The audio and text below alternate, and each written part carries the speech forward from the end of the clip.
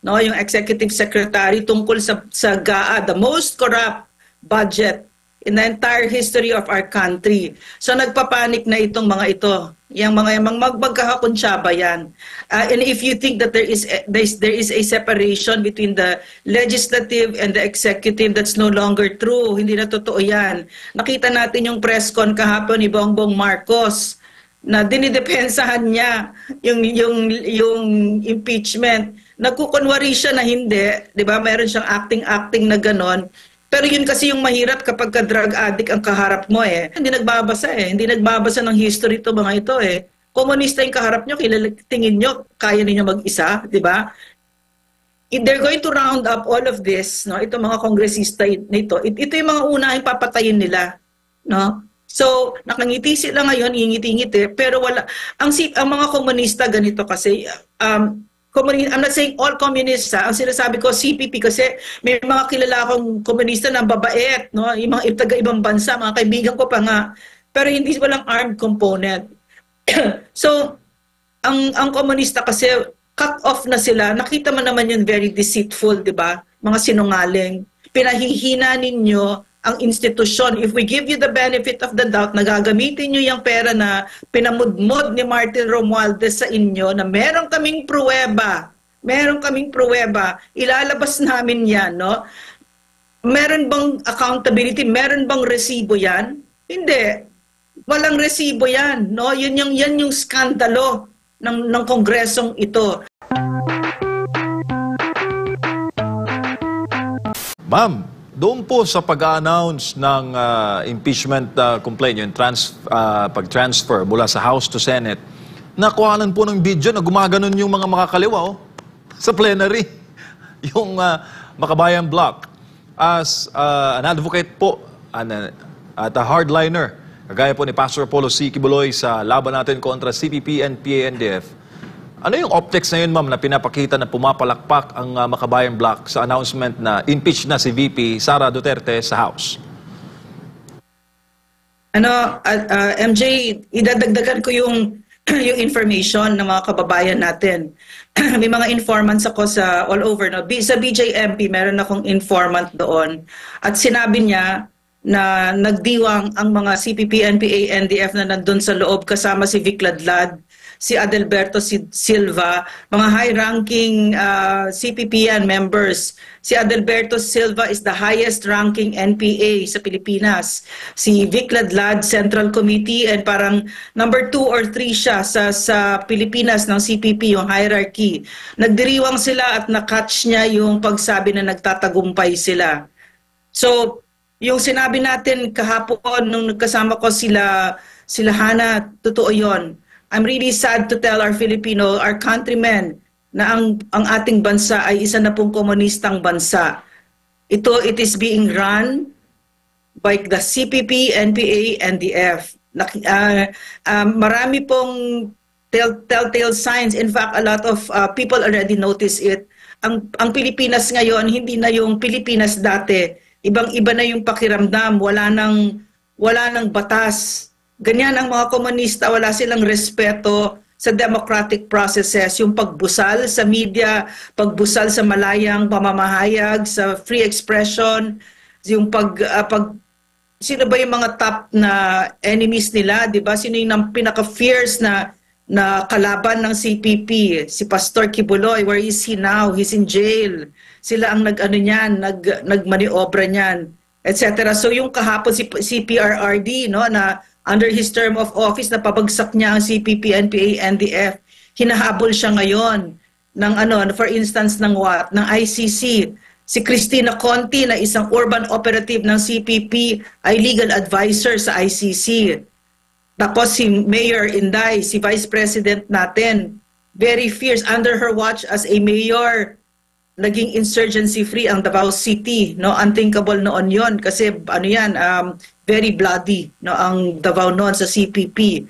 So, yung nakita natin kahapon, manifestation yon ng pagpapatakbo ang pagmamaniobra ng CPP, NPA, NDF sa impeachment procedures ng ating Vice President, no? So, ang nakakaawa dito, si Martin Romualdez at si Bongbong Marcos, tingin nila they're still in charge, but they're no longer in charge. They're just puppets of the CPP, NPA, NDF na madaling gawin kapag ka ang leader ay mahina at walang totoong pagmamahal sa bayan, corrupt at ganid.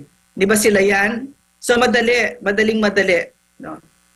Ma'am, naniniwala po ba kayo na itong impeachment case laban kay VP Sara Duterte ay panakip butas lamang sa mga issue na ayaw nila nating masilip? Halimbawa, yung PhilHealth bankruptcy, yung pagka-alarma ng business sector, yung Makati Business Club nag-express of concern over the 2025 GAA, accountability doon sa constitutionality of the 2025 GAA, yung pinagko-comment ang mga lider ng pamahalaan ng Supreme Court, at yung bicameral conference report, ma'am, na ang ugat din ay ang House of Representatives sa issue. Oh, definitely. Definitely, MJ, Admar, mga kababayan. Kasi ano ba nangyari before the impeachment? Yung madaliang at saka puwersadong pag-proceed, pag-sign ng impeachment na yan. Nag-order ang Supreme Court na pinag-explain si Lucas Bersamin, no, yung Executive Secretary, tungkol sa GAA, the most corrupt budget in the entire history of our country. So nagpapanik na itong mga ito. Yung mga magkakakuntsaba yan. And if you think that there is a separation between the legislative and the executive, that's no longer true. Hindi na totoo yan. Nakita natin yung press con kahapon ni Bongbong Marcos na dinidepensahan niya yung impeachment. Nagkukunwari siya na hindi, 'di ba? Meron siyang acting na ganon. Pero yun kasi yung mahirap kapag ka-drug addict ang kaharap mo eh. Nakakaawa ang mga drug addicts kasi. Bilang doktora, sasabihin ko ito, akala nila, nakakalokor sila, akala nila ang smooth nila, di ba? Habang nagsisinungaling sila, akala nila ang dami nilang naloloko. Pero wala namang naloloko itong si Bongbong Marcos. Parang yung kahalintulad nung nung drug bust, the biggest daw, di ba? Nakakaawa sila tignan nun kasi walang naniniwala, di ba? So, yung kahapon, yung procedures na yan, no, makikita mo na it was a government that's panicking. Nagpapanik sa dami ng atraso at kasalanan at krimen, high crimes ninyo sa Pilipinas. Yung pangbababoy sa Pilipinas na pinaggagawa nitong Marcos administration na ito. So nakita natin nagpapanik talaga sila. Kailangan nila itong pagtakpan. So, but the good news for me is that meron tayong tatakbuhan. Winawasak nitong Bongbong Marcos na ito ang Pilipinas. Ngunit meron pa tayong hudikatura. Meron pa tayong yan. No? So, and I will tie it up again with the CPP, NPA, NDF. Nandyan po, itong mga ito are puppets. They're mere puppets. Of course, they're greedy. Of course, they're corrupt. Of course, they want that impeachment go on. But you can see, no, nakikita ninyo na napakapangit ng execution, 'di ba? Walang finesse. Bakit? Hindi aksidente na nandyan sa loob si Franz Castro ng ACT, si Arlene Boses ng Gabriela at si Raul Manuel ng Kabataan. Hindi aksidente na nandyan yan at napakababoy ng Kongreso ngayon. Of course, malaking bagay na ang Speaker of the House ay napaka-corrupt at ganid. Malaking bagay yon. Pero you can bet na kasama dyan sa pagmaniobra at pag-manipulate, no? Diyan ang mangyaring ito, bakit? Para magalit ang taong bayan ng sobrang galit sa gobyerno. Hindi ba tayo galit na galit sa gobyerno ngayon? 'Di ba? So, at ano pa? We are looking at a government that is on the brink of collapse. Ano ba ang goal ng CPP, NPA, NDF? Hindi ba yan? Yan ang pinaka-goal ng CPP, NPA, NDF, to bring to weaken government and to collapse it so that they can take over.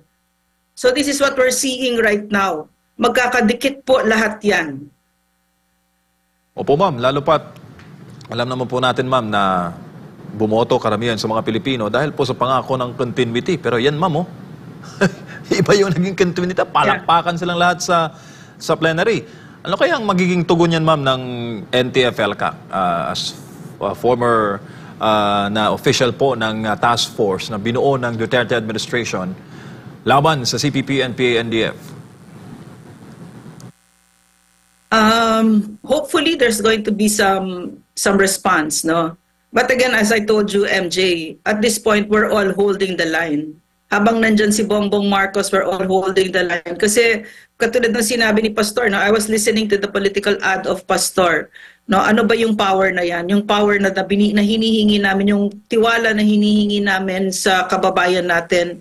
Dahil tumatakbo kami, ay bigyan ninyo kami ng kapangyarihan na yan. At yung kapangyarihan na yan ay hindi dapat gamitin para saktan ang Pilipino at para sirain ang Pilipinas. Ano bang ginawa ni Bongbong Marcos, ni Martin Romualdez, at yung mga yan na sa Kongreso ngayon, ano bang ginawa nila?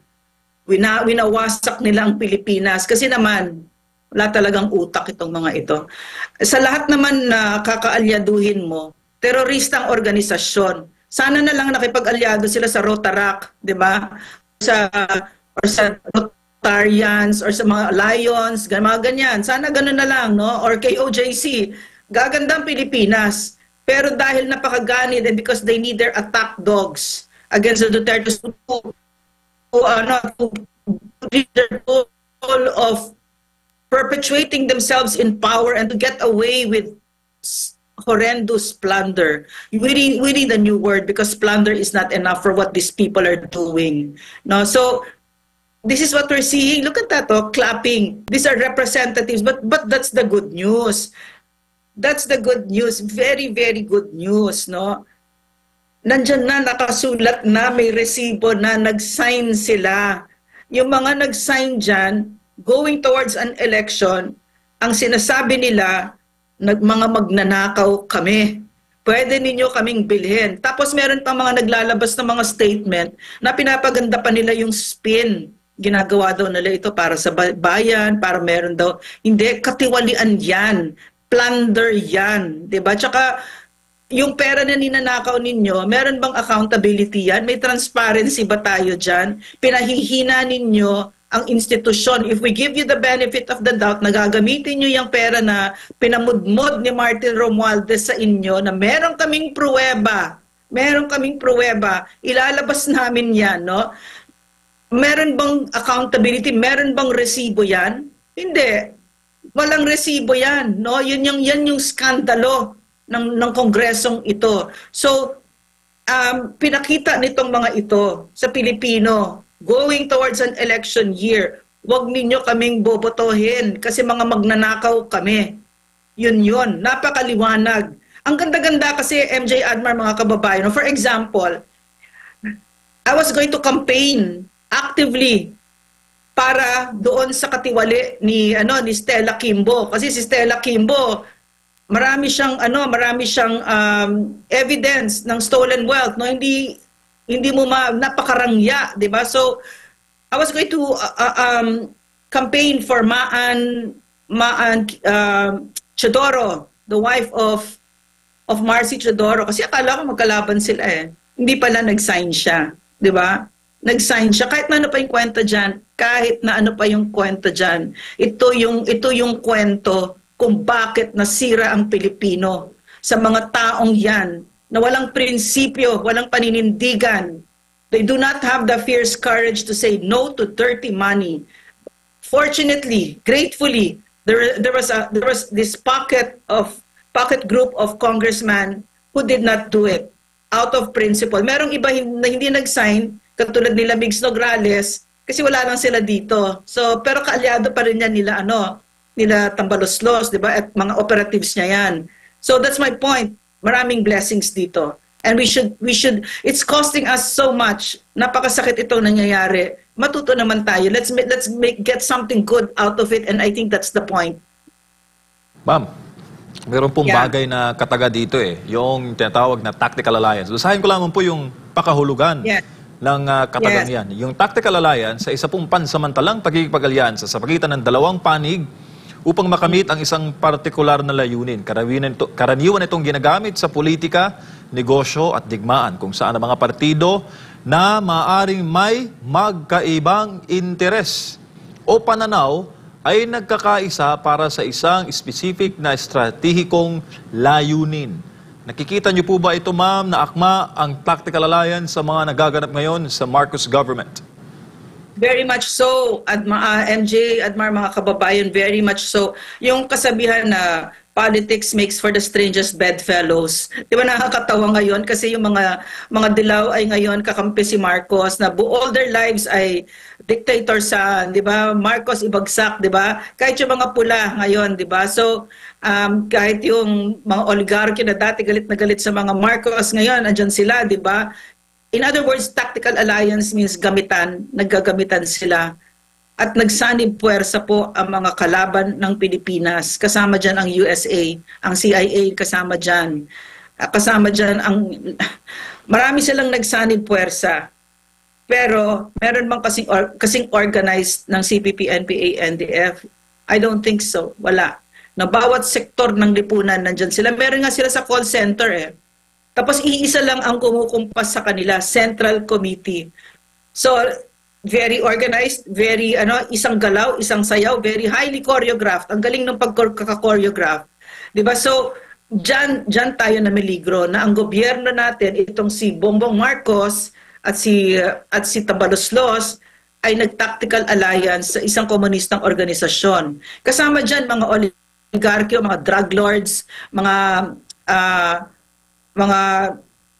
dilaw, all these political stripes.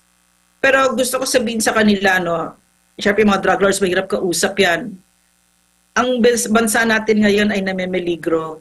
We have to reach across political divides right now because we are in danger of becoming, or we already are actually a communist state. And those of us who have who've been on the receiving end nitong fascista at authoritarian na kamay ng CPP, NPA, NDF, alam namin kung ano nakikita namin ngayon. So itong tactical alliances ng ito.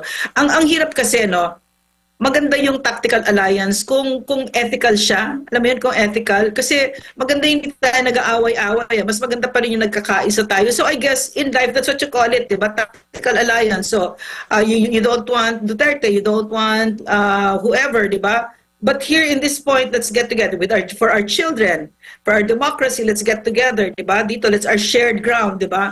Pero itong mga ito, may linya tayo. We don't enter into tactical alliances with terrorist groups. Lalo pa ganito ka-deceitful ang CPP, NPA, ND.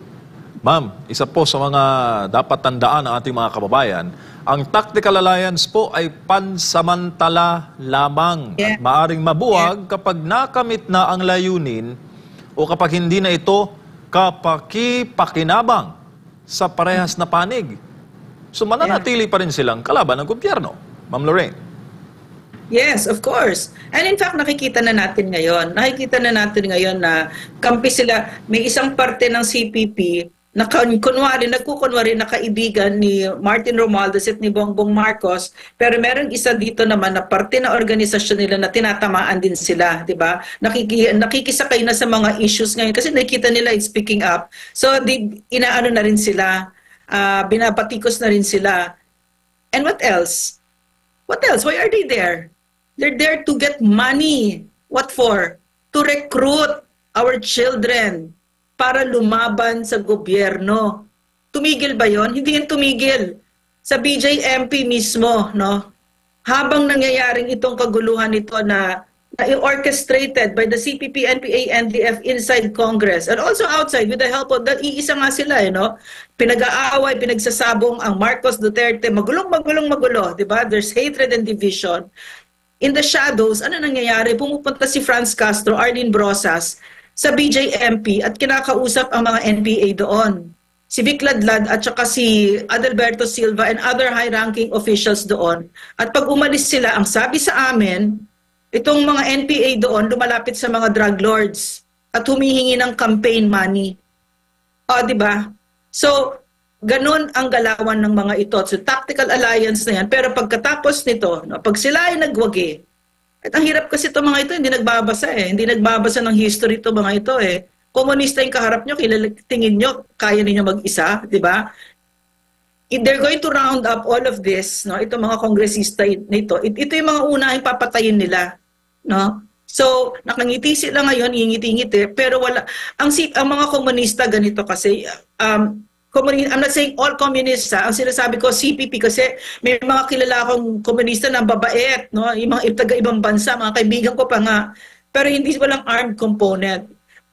So, ang komunista kasi cut off na sila. Nakita mo naman yun, very deceitful, di ba? Mga sinungaling. Kapag ikaw ay sinungaling, cut off ka na from yourself, from your soul, from your morality, wala na. You can step over the dead bodies of our children. Nung si Kit Absalon was summarily executed by the NPA, wala pang 2 seconds, dinidepensahan na ni Teddy Casino ang mga NPA, di ba? Nag-apologize kunwari, pero dinepensahan niya, may pinaglalaban daw, etc. Di ba? So, yan yung nakikita natin ngayon. Yan yung delikado, no? Okay. Doc, magandang umaga. Si Admar po ito. Yes, kung ito'y hindi nakikita na sila ginagamit lang ng CPP, NPA, NDF, sa kanila bang katangian, aabot pa rin sa punto na magtatrader din ito? Kasi parang ganito rin yung nangyari o ginawa nila sa mga nakalipas na administrasyon po, Doc. Wala po, Admar, walang kakayanan ang CPP, NPA, NDF for sincerity. Wala. Honestly, from a perspective of a doctor, no? From other, and then for some reason punta ako sa NTF-ELCAC, so I have a fuller picture of who these people are. When you say know the enemies, I think I know them somehow, no, a little bit deeper than others. These are fractured vessels. These are deeply wounded individuals, no. So capacity for sincerity comes from some place na buo ka. Hindi sila ganon, hindi nila kaya yan, no. So yung ginagawa ni Charlie Galvez ngayon, yung papistok siya, kahit na alam na niya, no? Kahit alam na niya kung ano yung pistoks na yan, alam niya na huwad yan. Naggaling, post-ELCAC na tayo, wala nang excuse for anyone not to know what the CPP, NPA, NDF is, na yung pistoks na yan, ay huwad yan. Yan yung walang sinseridad yan. Yan yung time nila na dumadami ang recruitment nila habang niloloko nila ang gobyerno. Hindi lang yun. Taxpayers money pa yan. Ang mahal-mahal niyan. Milyon-milyon yung ginagastos ng gobyerno para dyan. Diba? So ang galing nila, user, no? mga parasites. Mga parasites, talagang sinisip-sip ang dugo ng Pilipino, pera natin, para sirain tayo. Lalo't lalo kapag ang gobyerno, ang mga opisyal, ay walang totoong pagmamahal sa bayan at mahirang mga ulo, walang mga prinsipyo at walang totoong pagmamahal sa bayan. Uulitin ko. So, wala, babalik yan. Yan yung history. There's no such thing as sincerity sa CPP, NPA, NDF. They're very focused. They're very focused on destruction, weakening government and destroying government so that they can take over. We cannot underestimate them. Hindi pwede. Opo, and yung kahalagahan po ng pagkakaroon ng lehitimo na oposisyon talaga sa Kongreso. Kasi parang ang napapansin natin, parang wala nang lehitimo talaga, no? Wala nang nag-check and balance sa lahat, parang kasapi na lahat ng majority. Papalapit na po yung halalan, Doc. Ano ang dapat na matingnan at malaman ng taong bayan na ukol dito sa kahalagahan na magkaroon talaga ng lehitimo na oposisyon, hindi lang para, kasi ang iisipin agad nila, baka sirain yung gobyerno, kundi magkaroon talaga ng check and balance na hindi samantalahin ng mga nakaupo ang gobyerno. Ang ganda-ganda ng tanong mo, Admar. Sobrang ganda, no? Kasi yung sa isang demokrasya, napakahalaga ng dissent, yung kritisismo. In fact, yan ang ating yan ang obligasyon natin bilang mamamayan na merong nagbabatikos sa gobyerno, merong tumitingin sa gobyerno. That's the part of our bargain. Lalo sa loob ng Kongreso, mahalagang-mahalaga ang legitimate na opposition. Pero meron ba ngayon? Wala. Yun yung kagandahan, no, ng CPP, NPA, NDF. Yan yung maskara nila. Ang maskara nila ay opposition sila, kunyari. Well, all these years, ngayon hindi na, no, obvious na. Pero all those decades, no, lampas kalahating dekada sila na sa Kongreso, lampas na, no, pero lampas kalahating siglo sa Pilipinas. So all those years, ang kanilang drama, ang kanilang maskara, opposition sila, na mahalaga para sa isang demokrasya. Pero ang totoong opposition, nagdi-dissent ka para to build your country, para maging malakas ang Pilipinas, para gumanda ang buhay natin, para maging progresibo tayo. Pero sila, nag-oposisyon sila para humina ang gobyerno, masira ang Pilipinas. How? Nag-oposisyon sila para makapag-recruit ng mga anak natin, gagalitin ang mga anak natin sa gobyerno. Maraming kasinungalingan na sasabihin tungkol sa gobyerno para yung mga anak natin, yung puso nila magkaroon ng puot sa gobyerno to the extent na tatalikod sa napakaganda nilang future, hindi na mag-aaral, aakyat na sa bundok, meron na sila mga barel, tangan-tangan at lalaban sa gobyerno. Yun ang pagkakaiba. Pag nasa loob ka ng Kongreso, napakahalaga, to answer your question, napakahalaga. Why is it important to have a legitimate opposition? I've been in government, no? I was with the office of the president, and I can tell you the immense power that you hold in your hands. Immense.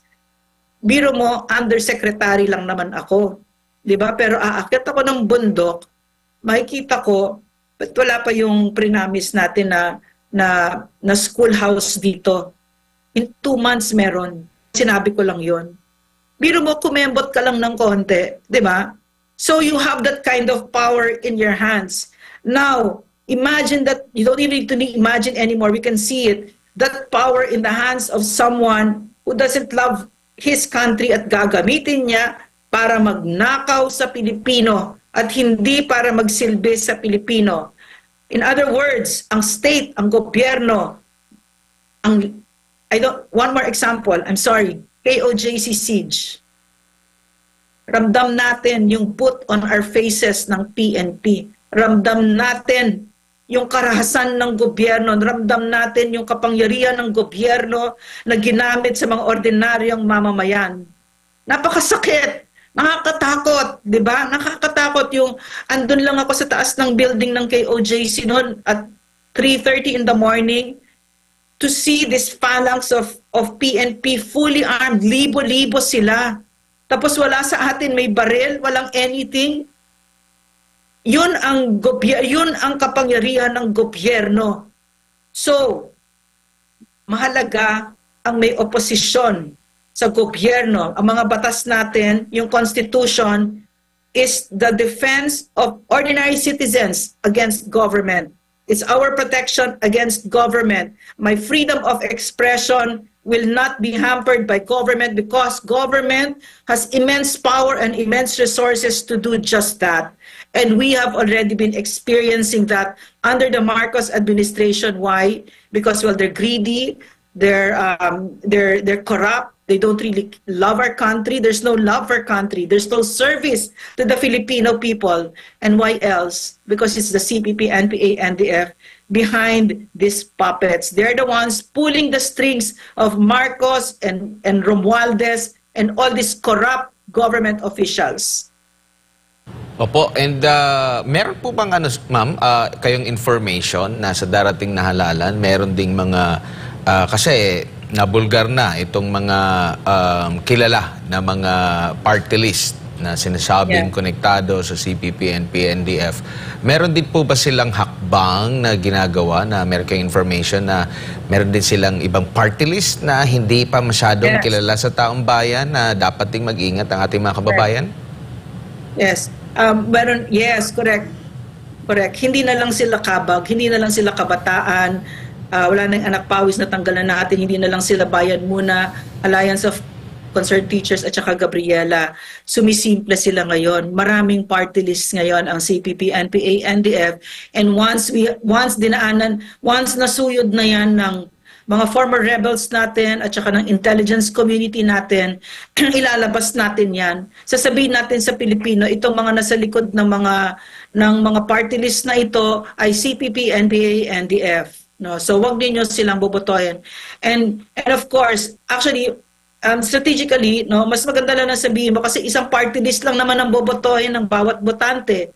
Iboto mo na lang kung anong party list na gusto mo. No? For instance, hopefully, bigyan nyo ng tiwala ang Epanao Sambayanan or ang PPP or ang Duterte Youth, di ba? So, hopefully, ganon. Mas maganda kasi yung ganon kesa yung... Pero for the information, kasi kailangan kilala natin ang kaaway natin. No? So, kailangan ilabas yung listahan na yan para makita ninyo yung galaw ng CPP, NPA, NDF. Kasi dati, siguro, UP, Anak Bayan, LFS, nung panahon ko, 80s yun. Anak Bayan, LFS, etc. No, lahat ng mga yan. Pero ngayon, hindi na ganon. Ang ginawa nilang taktika nila, pumapasok sila sa mga sororities, mga fraternities, sa mga student council, even my organization, no, UP Mountaineers, meron pang sa, marami, lahat. So, nag-e-evolve sila. So, kailangan ilabas natin yon, no? Ma'am, maraming salamat po sa inyong panahon ngayong umaga at malinaw po ang inyong pong mga punto de vista at positibo po ang pananaw sa ating pong comment section at na-relate po sila ma'am sa mga nangyayari ngayon sa ating bayan. Maraming salamat po, Doc, sa inyong pong panahon. So, wait, MJ, pwede ba one last? Yes po ma'am, no problem. No? Dagdag lang dun sa tanong ni Admar. Napakahalaga kung sinong ilalagay natin ng mga leaders. Kailangan meron silang pagmamahal sa bayan at sa akin, top talaga. Dapat kilala ninyo ang CPP, NPA, NDF. At sino ba itong mga ito? Si Pastor. Si Pastor Quiboloy, siya yung hindi lang salita. Pero mula pa nung maliit pa yung simbahan niya, hanggang lumaki ang simbahan niya, hanggang dinakip siya at nakapreso siya, hindi nagbabago ang stand ni Pastor. Siya talaga ang kalaban ng CPP, NPA, NDF. Kung kaya't nga yan ngayon nangyari sa kanya. Talagang minaniobra nila. Isang isang endorsement yon. Endorsement sa candidacy ni Pastor for Senator na ang CPP, NPA, NDF ang naglagay sa kanya dyan sa preso. Anong ibig sabihin nun? Ibig sabihin kalaban ng mga terorista si Pastor Quiboloy. At hindi salita yan. No, talagang kahit hindi pa wala pang NTFL noon, kahit mag-isa lang sila na lumalaban sa CPP, no, he stuck his neck out at saka nag-risk siya, no? He took that risk at maraming beses talagang hinaras, pinagpapatay yung mga members ng KOJC. Dahil kalaban nila ang CPP, NPA, NDF. Hindi siya budol, hindi siya salita. So, nasaktan na tayo dito ngayon sa nangyari na we put into power somebody na elocution, parang lang pala siya, extemporaneous speech lang pala siya, pang-contest lang pala siya ng speech, pero wala siyang kakayanan at wala siyang puso para sa bayan. Budol tayo. So ngayon, huwag na tayong magpabudol. Diba? Huwag na tayong magpabudol. Ang titignan ninyo, huwag yung salita. Ang titignan ninyo yung buhay niya, anong ginawa niya sa buhay niya para sa Pilipino. At saka alam niyo si Pastor, meron siyang vision, meron siyang nakikita sa Pilipinas. Parang si PRRD. I'm very fortunate.